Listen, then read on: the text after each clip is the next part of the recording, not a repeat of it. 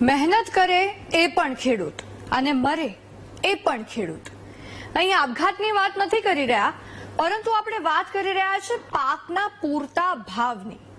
હાલ ડુંગળીનો પાક પાકી ગયો છે, જેથી માર્કેટમાં ડુંગળીની આવક થઈ રહી છે, પરંતુ જે પ્રમાણે છૂટક બજારમાં ડુંગળીના ભાવ છે તે પ્રમાણે ખેડૂતોને ભાવ નથી મળી રહ્યા।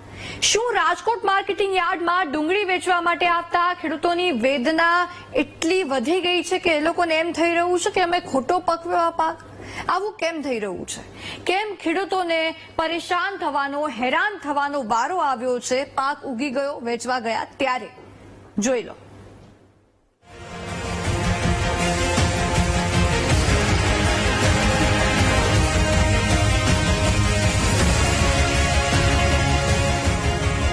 ખેડૂતને આપણે અન્નદાતાની ઉપાધિ તો આપી દીધી, પરંતુ તેની સ્થિતિ વિશે કોઈ જાણવાનો પ્રયાસ નથી કરતું। આ દ્રશ્યો રાજકોટ માર્કેટિંગ યાર્ડના છે, જ્યાં હાલ વિપુલ પ્રમાણમાં ડુંગળીની આવક શરૂ થઈ ગઈ છે, પરંતુ દર વખતની જેમ આ વખતે પણ ખેડૂતો ભાવ માટે તરસી રહ્યા છે। માર્કેટિંગ યાર્ડમાં ખેડૂતોને 20 કિલો ડુંગળીના 100 થી 300 રૂપિયા ભાવ મળી રહ્યા છે, જે ગત વર્ષની સરખામણીએ 20 કિલોએ 200 થી 300 રૂપિયા ઓછા ભાવ છે। એટલે કે ખેડૂતોને મહેનત પૂરતા ભાવ પણ નથી મળી રહ્યા। તેવામાં નફો તો દૂરની વાત, ખોટનો ધંધો હાલ થઈ રહ્યો છે। ખેડૂતોની સ્થિતિ કેવી છે જરા તે પણ સાંભળો ખેડૂતો પાસેથી જ। અમારે ગઈ 200 માં ગઈ, પછી ગઈ 135 માં ગઈ, પછી ગઈ 100 રૂપિયાની મણ ગઈ। 3 વકલ હતા અમારે, સોના મણ ગઈ 100, વધારે વધારે 200 રૂપિયા ભાવ આવ્યો।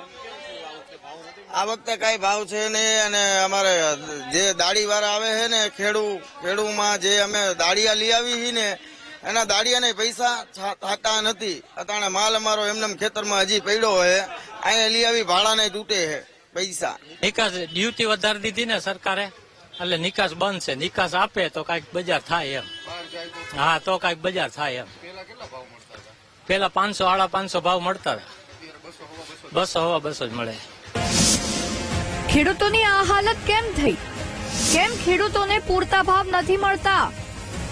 આ સવાલ ઘણા લોકોને થતો હશે, તો આપને જણાવી દઈએ કે પાકિસ્તાન અને બાંગ્લાદેશમાં ભારત સૌથી મોટા પાયે ડુંગળી અને ટામેટાની નિકાસ કરતું હતું, પરંતુ બંને દેશ સાથે સંબંધો વણસ્યા પછી હાલ નિકાસ બંધ છે। આ કારણે હાલ ભારતમાં ડુંગળીના ભાવ ખેડૂતોને પૂરતા પ્રમાણમાં નથી મળી રહ્યા।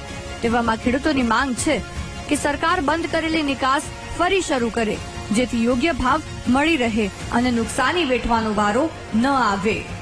Bhavesh Sondarva, VTV news, Rajkot.